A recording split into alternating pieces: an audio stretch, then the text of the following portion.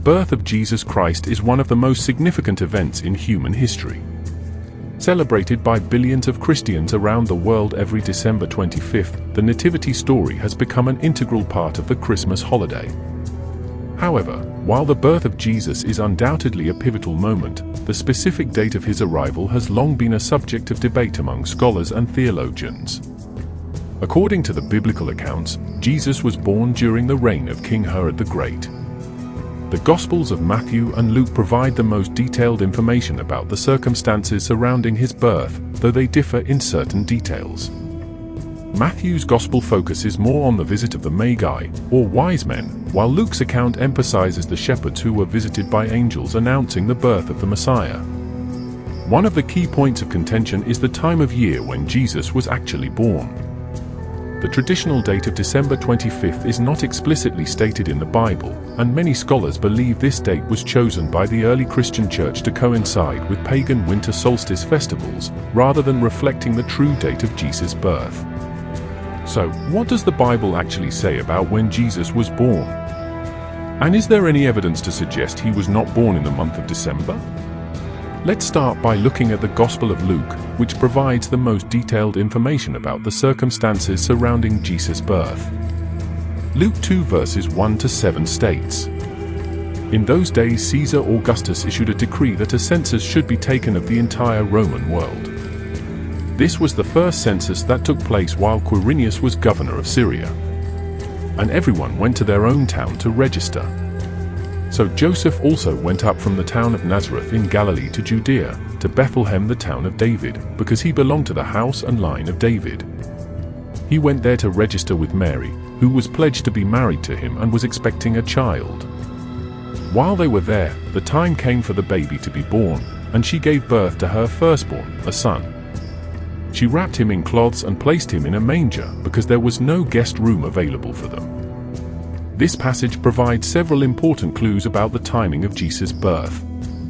First, it states that the census ordered by Caesar Augustus took place while Quirinius was governor of Syria.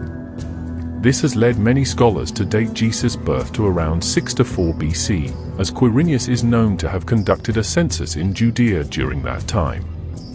Additionally, the fact that Mary and Joseph traveled to Bethlehem for the census suggests that Jesus was likely born during the autumn or early winter months, when such a registration would have taken place. Travel in the hot, dry summer months would have been far more difficult, especially for a woman in the late stages of pregnancy. The Gospel of Matthew also provides some relevant details about the timing of Jesus' birth.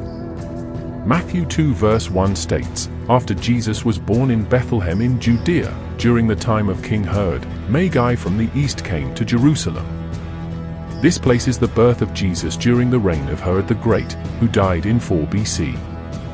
Herod's attempt to have the baby Jesus killed by ordering the massacre of all male children under the age of 2 in Bethlehem and the surrounding region also suggests that Jesus was born no more than 2 years before Herod's death. This further supports a birth date in the 6-4 BC range. So, based on the biblical accounts, it seems the most likely time frame for Jesus' birth was sometime between 6-4 BC, during the autumn or early winter months. This directly contradicts the traditional December 25th date, which was not widely celebrated until the 4th century AD. But why was December 25th chosen as the date to commemorate Jesus' birth in the first place? There are a few theories that have been proposed by scholars. One common explanation is that the date was selected to coincide with pagan winter solstice festivals, such as Saturnalia and Dies Natalis Solis Invicti, which were already widely celebrated throughout the Roman Empire. By associating Jesus' birth with these existing celebrations, the early Christian church may have hoped to make the new religion more palatable and accessible to pagans. The winter solstice, which occurs around December 21st in the northern hemisphere, marked the rebirth of the sun, as the days began to grow longer again. Many pagan cultures celebrated this astronomical event with festivals, gift-giving, and other rituals. By placing Jesus' birth at this time of year, the church may have been able to more easily convert pagans to Christianity. Another theory suggests that the date of December 25th was chosen based on the belief that Jesus was conceived on March 25th, the Feast of the Annunciation. Adding 9 months to this date would place his birth on December 25th. This idea was proposed by early Christian theologians, but there is no direct biblical evidence to support it. It's also worth noting that the celebration of Jesus' birth was not a universal Christian practice in the early centuries of the Church. The first definitive records of Christmas celebrations date back to the 4th century AD, centuries after the time when Jesus is believed to have lived. In fact, many early Christians actually opposed the celebration of Jesus' birth, as they felt it was too closely associated with pagan traditions. The Church Father Origen, for example, argued that only pagans, and not true Christians, celebrated birthdays. So, if the Bible does not explicitly state when Jesus was born, and the December 25th date was likely chosen for political and cultural reasons, when was Jesus most likely born according to the available evidence? Many scholars believe the evidence points to a birth in the autumn, possibly around the Jewish Feast of Tabernacles, which takes place in late September or early October. There are a few key reasons for this. Firstly, the Gospel of Luke mentions that at the time of Jesus' birth, there were shepherds living out in the fields, keeping watch over their flocks at night. This detail suggests a mild, temperate climate, rather than the cold of winter. Sheep were typically brought in from the fields during the cold winter months in Judea.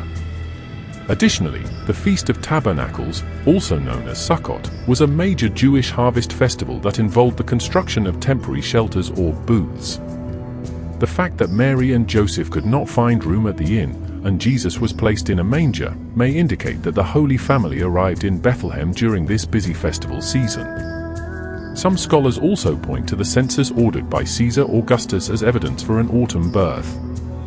As mentioned earlier, a census during the hot, dry summer months would have been impractical, whereas the autumn would have been a more logical time for such a registration to take place. Furthermore, the Gospel of John refers to Jesus as the Lamb of God, a symbolic reference to the paschal lamb sacrificed during the Jewish Passover festival, which also occurs in the spring. If Jesus was conceived around the time of Passover, as some theologians have proposed, then an autumn birth would fit this timeline. Of course, these are all circumstantial pieces of evidence, and the Bible does not provide a definitive answer.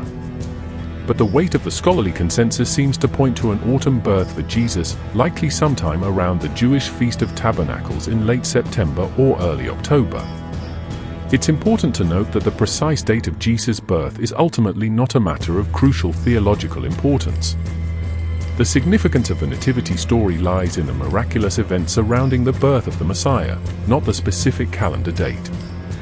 Christians are called to celebrate the birth of Christ, regardless of when it actually occurred. Nevertheless, understanding the historical and cultural context surrounding Jesus' birth can deepen our appreciation for this pivotal moment in salvation history. By examining the biblical accounts and the evidence from the time period, we can gain a more nuanced understanding of this foundational event in the Christian faith. In conclusion, while the December 25th date has become firmly entrenched in modern Christmas traditions, the biblical and historical evidence suggests that Jesus was most likely born sometime in the autumn, possibly around the Jewish Feast of Tabernacles. The December 25th date was likely chosen by the early church for a variety of political and cultural reasons, rather than reflecting the true date of Jesus' birth. Ultimately, the exact date of Jesus' birth is not a matter of central theological importance. What matters most is the profound significance of the event itself, the incarnation of God in human form, the birth of the long-awaited Messiah who would bring salvation to the world. As we celebrate the Christmas season, let us remember the true reason for the season and the incredible gift that was given to humanity through the birth of Jesus Christ.